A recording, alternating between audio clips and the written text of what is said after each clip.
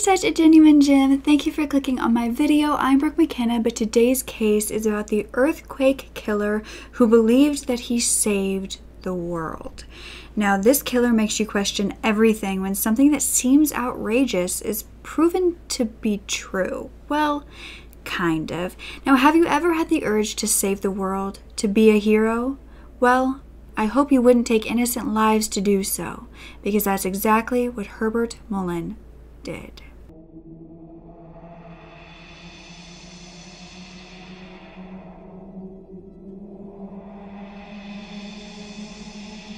So it was 1972 in California, and Lawrence White was a 55-year-old man who went by Whitey, and that's what everybody would call him. He actually lived in Felton, but he was a homeless man, and he was kind of known around the area, but he was well loved, well respected. However, on October 14th, he would be found beaten to death, and the weapon was believed to be a baseball bat. He was found on Highway 9, just kind of discarded on the side of the road. It was believed that he was hitchhiking when he was attacked. Now, nobody knew who would have done this to him. Everybody said he had no enemies. He was so kind. He was that type of homeless man that didn't beg for things, that didn't, think down on himself. He was just a really good guy, and so all of his friends were willing to help investigators with the case, but the problem was nobody could figure out who would have wanted to do this, and so it seemed like there was no connection between Whitey and the killer, which made it even harder to catch them. Only 10 days later, while investigators were still hunting down this killer, a college student disappeared. This was 24-year-old Mariah Guilfoyle, and she had planned to go to a meeting for her college, and she actually never turned up. And it was said that she needed a ride to get there because she was running late, and she decided to hitchhike along the way, and this is ultimately what led to her disappearance. However, no one would see her alive again. Mary's body was found along the road, along the highway, in several different pieces, and it appeared as though her intestines had been cut out and were laid about in the most horrific way. 3 months later, on January 25th, a cabin in the Santa Cruz Mountains became a crime scene. Investigators showed up to see the Francis family who lived in this home deceased. There was Kathy Francis, who was the mother, and her 2 boys, who were 9-year-old David, 4-year-old Damon, who had all been shot and stabbed to death. The house was a disaster. It appeared as though there was a huge fight inside, that every single person was putting up a fight to save their lives, to save each other. But Kathy's husband was out of town at this time, and so he remained alive. But investigators believed that he possibly had something to do with the murders, not necessarily him being the killer, but him being the reason for the murders, because you see, he was a drug trafficker, and investigators fear that he had some enemies, that he had some customers that were wronged by him, or that just had some vendetta against him, and went after his family instead. So this was kind of looked at as like a drug killing and nothing more, so it wasn't necessarily connected to the first 2 murders. This cabin was also near an area that was called the Mystery Spot. It was said to be a very isolated area where many went to kind of see it as a tourist attraction, because it was said to be where gravity does not exist. Then, inside another cabin in the Santa Cruz Mountains, the Genera couple, who were Jim and Joan, were also shot and stabbed repeatedly. Now, the community began piecing together these murders that were occurring and believing that they could be connected. The only problem was investigators saw that there was a lot of murders happening, but they were each vastly different, and these cabin murders were the first 2 that actually appeared to be the same, other than, of course, the hitchhiking, but little things continued to change, and it really appeared as though this killer didn't have a strict MO if it was all the same person, which made them believe it wasn't. This included a murder that had happened back in November, which was before both of the murders in the cabins. This happened at St. Mary's Catholic Church. It was November 2nd, and Father Henry Tomei had been the assistant pastor there for 8 years, and he loved what he was doing. He was doing the confessional at the time, and that is when he would be found kicked, beaten, and stabbed to death. This actually occurred in front of other people, this murder, and they witnessed a man flee the scene. Witnesses came forward to investigators saying that they saw a tall young man with dark hair who wore dark clothes as well as black boots. This was really nothing to distinguish him from any other tall, dark-haired man. So they did not know who to look for even then, and then of course the cabin murders occurred. But after that, it was February 13th, and a man simply mowing his lawn outside was killed. He was Fred Perez, and he was shot in the heart and instantly died. He was minding his own business, doing his chores outside of his home, and he was a retired fisherman who was just kind of hanging out at home and doing what he loved and minding his own business when he was murdered in broad daylight. Thankfully, there was a neighbor who watched the entire thing happen, and this neighbor said that this was on the intersection of Lighthouse Avenue and Garkley Street, and a station wagon actually made a U-turn, stopped.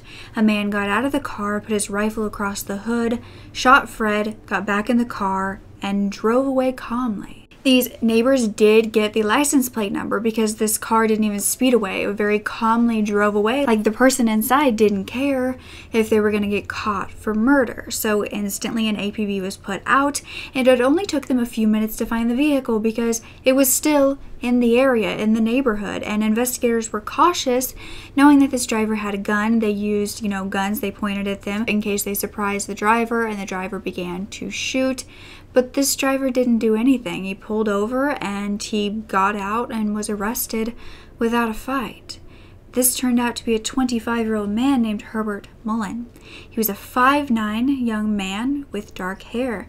He was completely calm and polite, and investigators were confused as to how this man could have drove up and killed a man and had no signs of doing so only a few minutes afterwards. Then more bodies would be found, and that is when they had Herbert in custody. This was at Henry Cowell Redwood State Park, where 4 teenage boys had been shot and left for dead. This was Derek Oliker and Robert Spector, who were 18, then 19-year-old Brian Card, and 15-year-old Mark Drebelibius. Now, they had been killed 3 days prior to when Fred Perez was shot outside of his home. 14 people have been murdered in Santa Cruz County in the last 2 months. The latest were 4 young men found over a quarter of a mile up a steep hillside in Henry Cowell State Park, a beautiful and very isolated area of the county. The bodies were found late yesterday afternoon by a brother to one of the victims.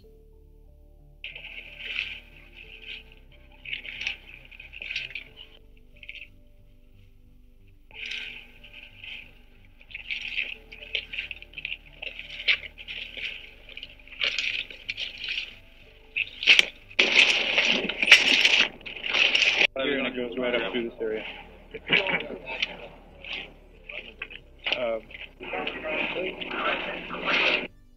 There's no question about it. Very unusual. We haven't had anything like this in Santa Cruz County before, and I hope to God we never have anything like this again. It didn't take long for them to realize that Herbert still could have done this, and he was confessing to not only killing Fred, but to killing 13 more people. Herbert was claiming to be a serial killer at 25 years old, and no one could believe it. It began to make sense as to why the community was experiencing so much tragedy, but no one would have expected it to be caused by the man in custody, especially when they began looking into his past and nothing pointed to this. You see, Herbert was born on April 18th of 1947 to a World War II veteran who then began working at a post office, and he also had a loving stay-at-home mother.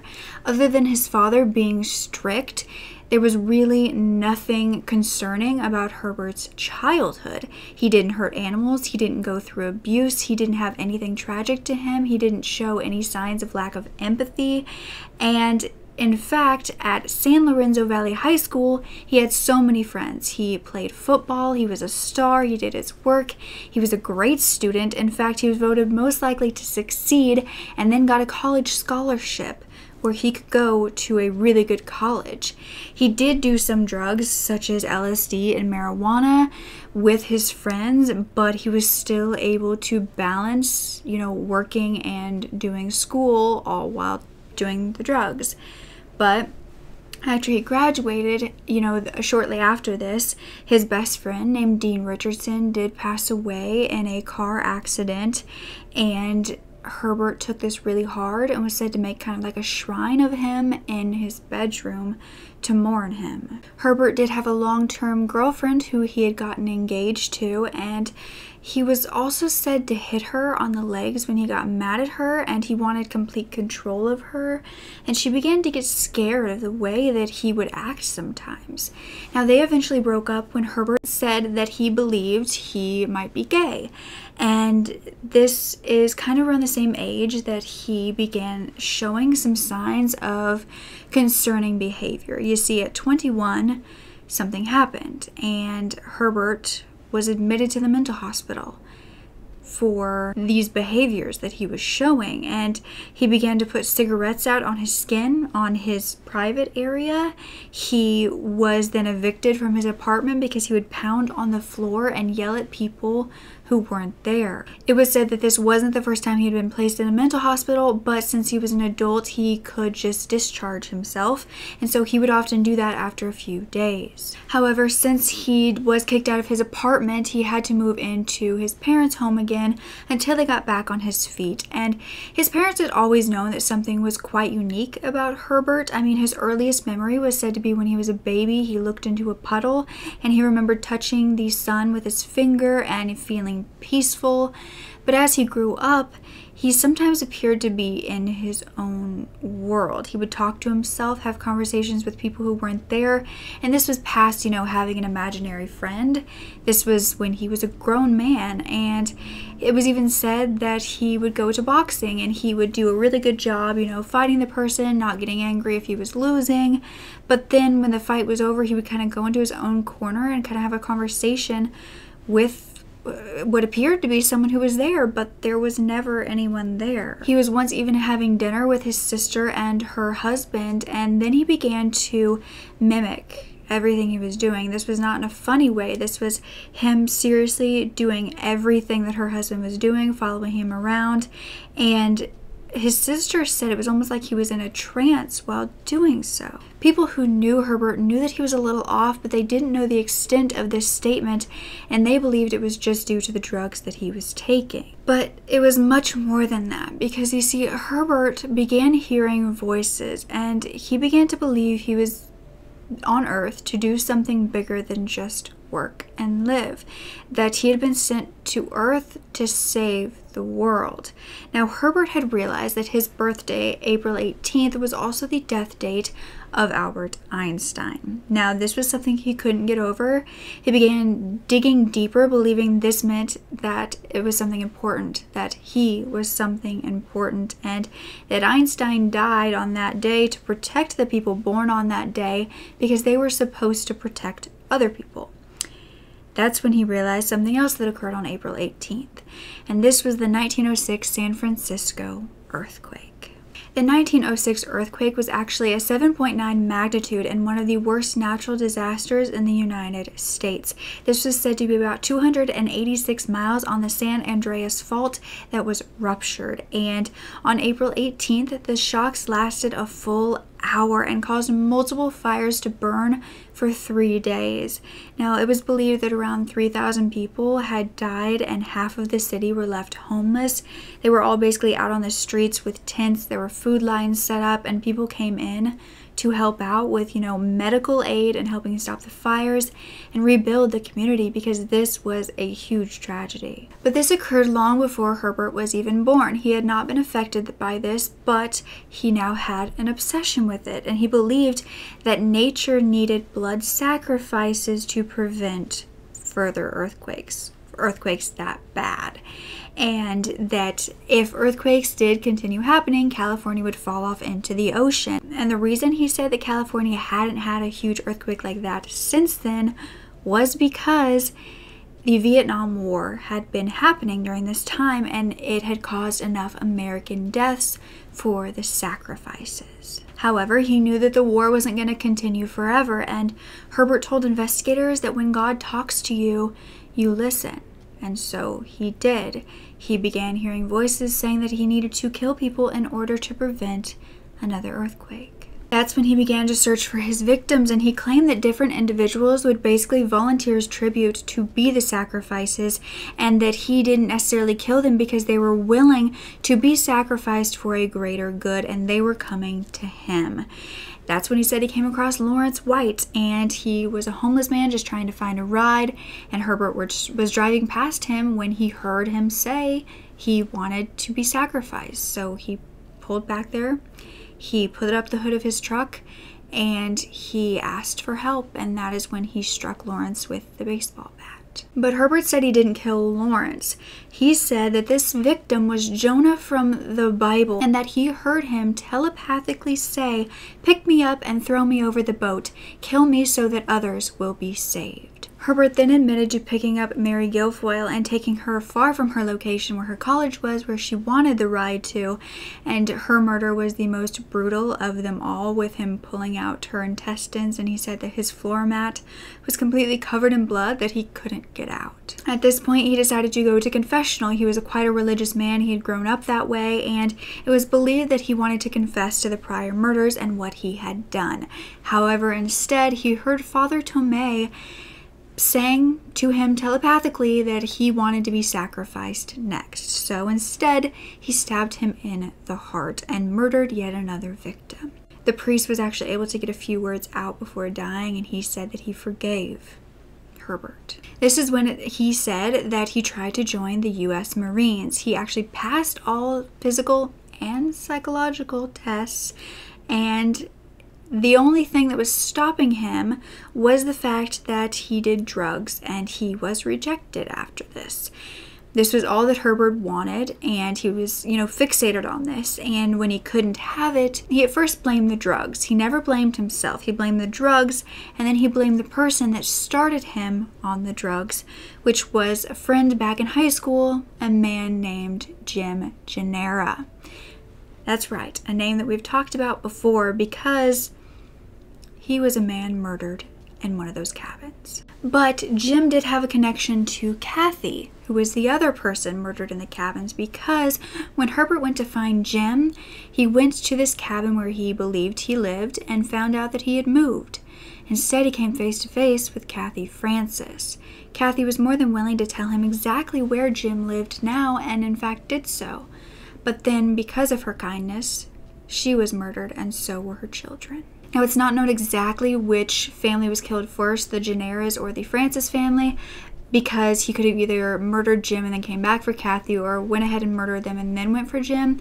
But he did end up murdering both of them, possibly to cover up the fact that, he was asking about Jim and he was their killer. But he then said that he went to the state park and he found those 4 teenage boys camping, and where they were doing it was apparently illegal. And he pretended to be a park ranger. He told them to leave, but they didn't listen, so he shot them all.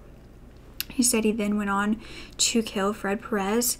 He didn't care that it was broad daylight or that everyone could see him, because Fred told him he was willing to sacrifice his life, and Herbert was just saving the world.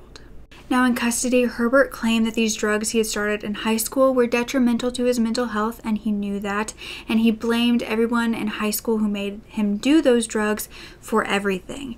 It was also believed, though, and there was a diagnosis, I believe, from one of his mental hospital stays previously, that Herbert Mullin did suffer from paranoid schizophrenia, which can cause these individuals to be unable to think, feel, or behave clearly. It's basically a disconnect from reality, where one can have this belief that an ordinary event is special or has personal meaning. It can cause hallucinations, hearing voices, delusions, paranoia. The worst part, however, is that the exact cause isn't known, and so there isn't a cure. Now, let me make this very clear. Those with paranoid schizophrenia are suffering from mental illness. They are not monsters that want to harm you, that want to kill you. Not everyone with schizophrenia is ever going to hurt you. The thing is, Herbert did have paranoid schizophrenia that could have led him to the kills, but that was something that was not impossible, but unusual. Herbert was believed to suffer from these delusions that had his mind telling him that the only way to continue was to do this, that he had no option but to kill these people to save the rest of the world, and that was his duty. He believed he was being a hero. I think that's the most heartbreaking part of serial killers with mental illness, is that they do these horrific things and you by no means want to side with them or feel bad for them. But at the same time, you can't look at it as a killer who was completely free of mental illness either. However, Herbert was scary for what he did. He was a monster.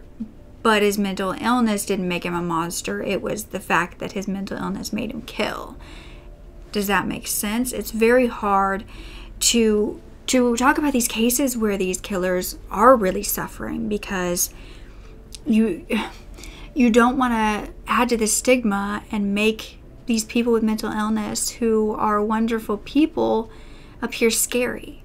But Herbert was scary. Now, what Herbert was doing with his sister's husband, where he would follow him around, do what he was doing, is actually a symptom of schizophrenia called echopraxia. And this is basically the meaningless repetition or imitation of the movements of others. It's said to be involuntary, and a lot of the times it's not often repeated words, but actions. Now, people with autism and Tourette's can also have this, but it was believed that Herbert did as well. Now, while Herbert was in custody, his belongings were gone through to make sure that there was no evidence they were missing, no other victims, and they found lots of journals that also pointed to the fact that Herbert was a schizophrenic.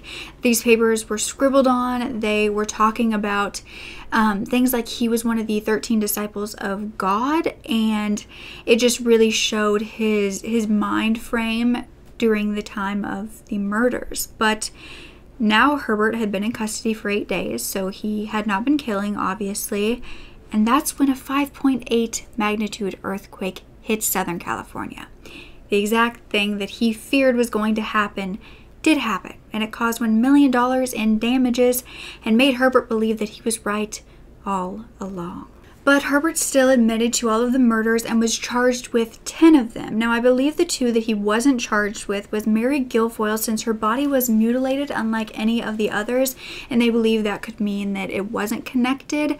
And the other one was Father Tomei, which I couldn't find why they at first didn't want to try him with his murder.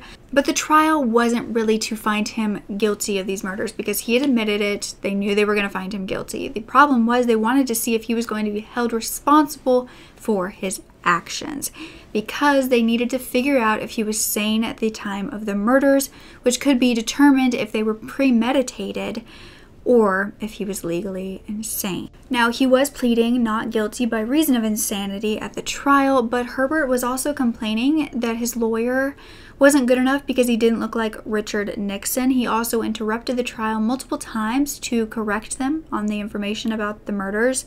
And when it finally became his time to testify, he basically said that his family and friends drove him to murder and that they were to blame. However, everybody kind of came to the consensus that this was his paranoia creeping in again, and that he started to blame it on the people around him because he didn't want to take that blame. He couldn't take that blame. And there was no signs in his childhood or growing up of anyone else being at fault for this or being the catalyst for these actions. And that's also what the jury believed, because on August 19th of 1973, after 3 days of deliberation, Herbert Mullin was found guilty of first-degree murder of Jim Gennara and Kathy Francis due to the premeditation, and the other 8 murders gave him a guilty verdict for second-degree murder. Thankfully, Herbert was then charged with the murder of Father Henry Tomei as well, and he at first pled not guilty by reason of insanity, but then he pled guilty of second-degree murder. He was sentenced to life in prison and placed in the Mole Creek State Prison. Now, something that was found later was that Herbert may have had a connection to another serial killer. This was Ed Kemper, who was killing in the same area at the same time. In fact, they were said to have adjoining cells at one point. Ed Kemper had been killing for many years prior to Herbert, but they did stop the same year because they were both caught. He had 10 victims and was also found to be a paranoid schizophrenic. Now, Ed ended up asking for the death penalty, but since it was suspended in California at the time, he was given 8 life sentences. And this is also an interview where Ed talks about Herbert. I was in a jail cell right next to him for months, and I was in prison up in the hole here in the lockup unit for going on 3 years with him, about 2.5 years. And at one point I got him a job in the kitchen. I was already on the kitchen crew, and a sergeant pulled me aside and asked me to talk to the guys about him coming on the crew, because he'd alienated a lot of the guys and they were afraid there'd be violence. So I talked to them and there was no problem, so they brought him out to the crew. He worked a few months, he goes to the main line. I'm still sitting in the hole saying, geez, what happened here?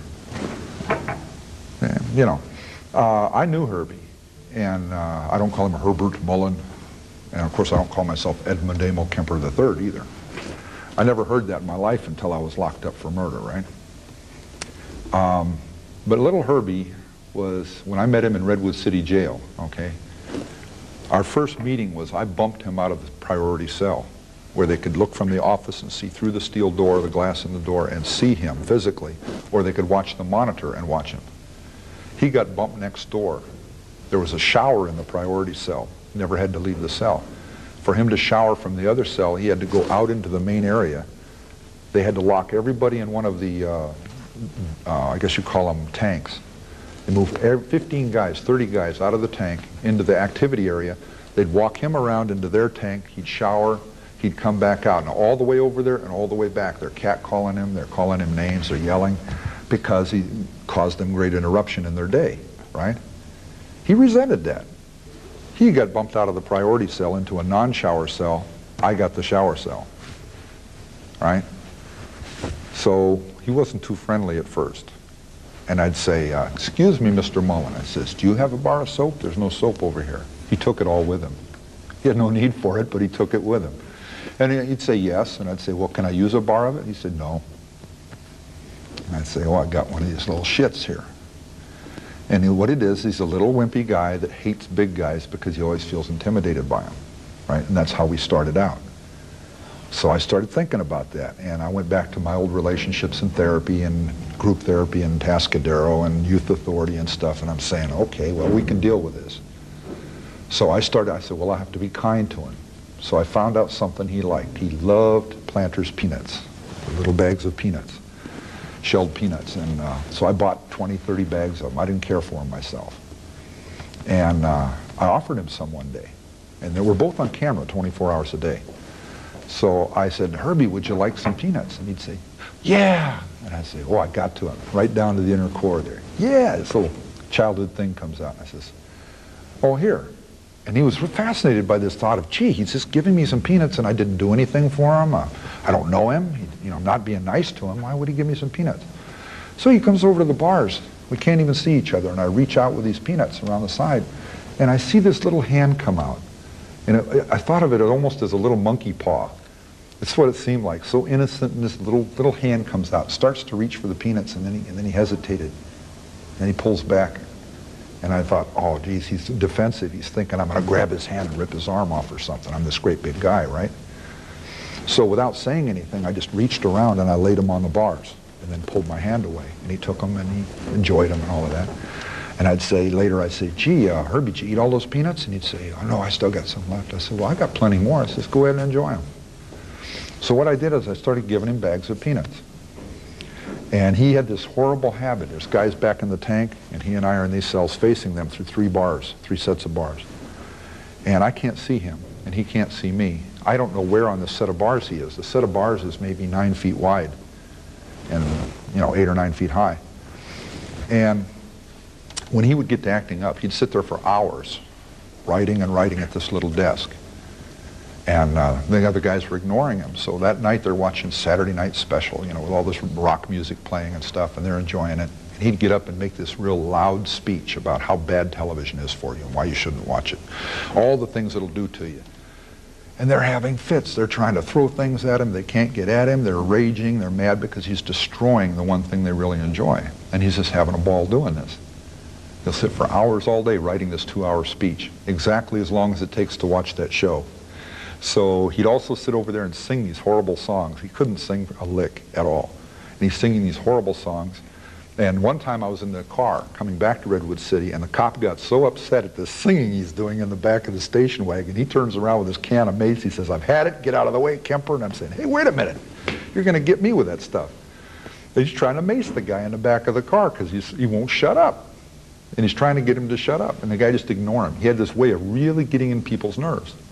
So he'd pull these little stunts, these horrible songs and the speeches and things. And I'd say, "Herbie, why do you do stuff like that?" He says, "Oh, I have a right to do what I want to do too." And yeah, okay, right. So I started this, what they call just real basic behavior modification therapy. Okay, I'd had a little bit of psychology study. I'd worked in the psych testing area in Atascadero. I knew some of these things. So I set up a very basic and very essential, just bare minimum behavior mod experiment, behavior modification, right? You reward them when they're good, you punish them when they're bad. And if you're absolutely accurate in when you do these things, quick punishment when they do bad and quick reward when they do good. Supposedly this is supposed to attack you at a subliminal level, a subconscious level, and you don't have a lot of control over your reactions, that it would improve your behavior essentially. And then they have these great elaborate experiments like in Youth Authority when I went through, where they try these things. So what I did is when he was bad, I'd get a cup full of water in a styrofoam cup and I'd reach around and I'd throw it on him. And it's embarrassing, and it also gets his papers wet, and you know. So we got in this cat and mouse game. When he was good, I'd give him peanuts, and I'd try to gas him when he was bad. It's called gassing. Throw this water on him. And he'd duck all over the house. I couldn't figure out where he was at, so I kept missing him. So what I did is I waited one day till I knew he was asleep, or I suspected he was. And I called one of the guys over to the bars from the place in the back, the tank. And I went like this. I went, and I says, and he reads it, and he says, and I said, "Shh." And I called him over to the bars, and I said, "Hey," I said, "I want to work something out where I can get Herbie with these cups of water, and he can't figure out how I'm doing it." And I says, "I just thought of a way." And he says, "What's that?" And I said, "I want you to set up a grid on the bars where you're at. Put a little piece of string or a little piece of plastic or a little something he won't notice. Count over how many bars there are on his cell front, and from the wall, go over that far on your set and set up boundaries. And then when I give you a signal that will be a hand signal, very casually walk over. Don't look at me, just casually walk over and drape yourself on the bars where he's at, so I'll know. And if he's back away from the bars, go back that far and position yourself so it's a grid, it's targeting grid." So he would do this, and Herbie'd hear me turn the water on, or maybe I'd have some already set up, and I would reach through the bars and I'd blast him. I got him every time. And he couldn't figure out how all of a sudden I got so accurate, you know? And it was without fail. I'd get him with that water, wham. And, you know, it's embarrassing, and everybody's laughing back there, and good shot, Ed, and all that stuff. And then I'd ask him if he'd do something, or hey, can we do this, or whatever, you know, and he'd participate in something with me. I'd give him peanuts. When he's bad, he gets blasted with water. This went on for 2 or 3 weeks.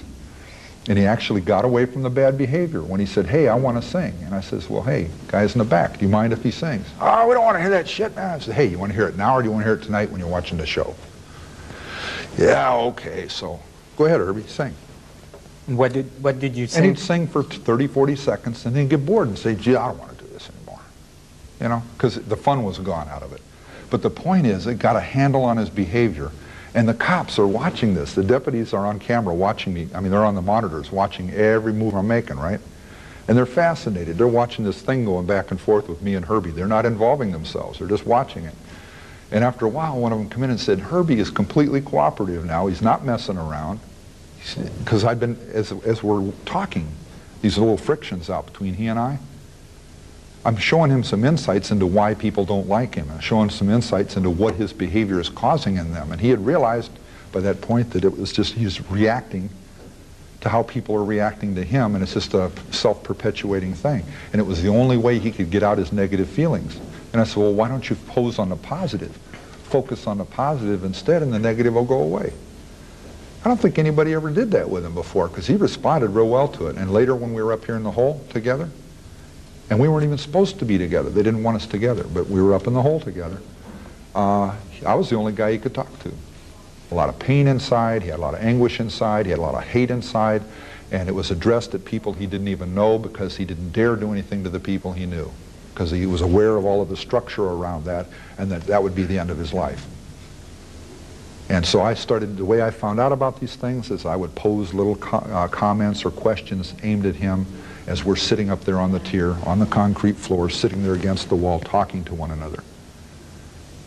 And I would say, how did you feel? You know, what did you, when you bought that little Saturday Night Special 22, I says, did you ever go out shooting with that? You know, just target shooting? He says, well, not much. And I say, well, try this on. You loaded it up, you went out, you set up bottles, you set up cans, you set them around in little areas right around close and practice shooting them real fast. And he looks at me all shocked. He says, how do you know that? And I said, because that's what I used to do. And those were people, those weren't cans and bottles, and you never told anybody. So he got all fascinated about how I was able to read his mind and stuff. I wasn't. I saw a kindred spirit there, somebody who was doing something very similar to what I was doing as a child. He went to mental institutions and he went through these processes where these doctors told him what was wrong with him, and these doctors treated things that they decided were wrong with him, and he just sat back very passively and went through these treatments, and they had almost no effect on him because he didn't dare say what was really going on in his head, because they would cast him off somewhere. He'd be totally separated from the human race, and there were certain things he and certain things I enjoyed in being in the human race and being part of the human race. We weren't willing to let go of. So that was that little desperate hanging on. So here comes these professionals saying, oh, this is wrong with you, little lad, and this is wrong with you, and we're going to fix this up, and okay, I'm well, and yeah. Goes out and buys a gun and starts killing people. And I talk about what happened when he killed those people. Oh, they fell dead. And I said, no, they did this, they did that, they gurgled, and some of them kept moving like you hadn't even shot them, and you shot them again. And he says, how did you know this? You weren't there. And I says, I know. I never told anybody that. I know. I was there on my own trip. I know what happened. Herbie, don't give me that bullshit about earthquakes, and don't give me that crap about God was telling you. I says, you couldn't even be talking to me now if God was talking to you, because of the pressure I'm putting on you right now, these little shocking insights into what you did. God would start talking to you right now if you were really that kind of ill. But Herbert now wants someone to coach him for the courtroom because he's tried to get on parole 10 times and has been denied every single time.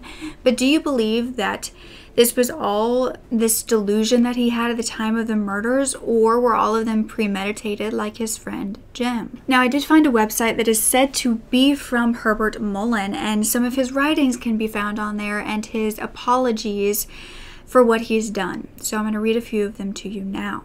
The first one is named Psychological Self-Defense. As a naive, gullible, and immature, undifferentiated schizophrenic, I feel that every time I got close to solving my problems, someone would come along and read my mind and sabotage my mental effort, thus keeping me naive, gullible, and immature, and therefore driving me deeper and deeper into undifferentiated schizophrenia. This is what I told the psychiatrist and psychologist who interviewed me during the 10 months after my arrest on February 13th, 1973. Before then, I did not even think about such phenomena. Before then, I was a non-thinking and reactive type of naive, gullible, and immature, undifferentiated, paranoid schizophrenic. H.W. Mullin, March 11th, 2008. The next one was called Sorrow and Remorse, and it said, in my daily prayer life, I honestly express true sorrow and true remorse for having committed the 13 crimes. I am sorry and I am remorseful. I hope that God of America will protect, guide, and improve the 13 victims and their families and friends. I hope that they will be reimbursed and repaid for their loss in the tragedy. I am truly very, very sorry. H.W. Mullin, July 21st, 2014. The last one I'm going to read is called Rehabilitation Attitude. I believe I have a positive attitude. I accept responsibility for the crime spree. I am sorrowful and remorseful for having committed the crimes. I am determined to live my life free of crime and criminal thinking. I look forward to parole and plan on being a good member of society. I look forward to participating in organizations that help the community exist in a healthier, more worthwhile way. I honestly believe that I have a positive and worthwhile attitude. H.W. Mullin, August 3rd, 2014. So after hearing those, does that change your mind about him, about his sentence, and about, you know, him having this mental illness? Should he be paroled because of that, or do you believe that he is exactly where he needs to be? I'd love to hear your thoughts on this case. I think that the whole premise of him saving the world, you know, from the earthquake, in a way is kind of heartbreaking because, you know, if he really was in this delusion, he really did believe this is what he had to do and that he was helping the world. But at the same time, what about those 13 victims who didn't have a say in this or in his mental illness, who weren't to blame for that, who weren't to blame for anything, and who never asked for this, even if Herbert thought they did? So it's a very hard one, but I thought it would be an interesting one to bring to you guys. You know, mental health is so important to me, and I never want to add to the stigma or to make anybody with mental illness feel bad or feel less than. So I hope that's not what I did, because that is super important to me. But I think it is also important to see what can happen if it's not treated properly and the signs aren't looked into deeper and people aren't helped when they need it. So, yeah, don't ever forget to speak up. Your voice is powerful enough, and I love you to absolute pieces. Okay, bye.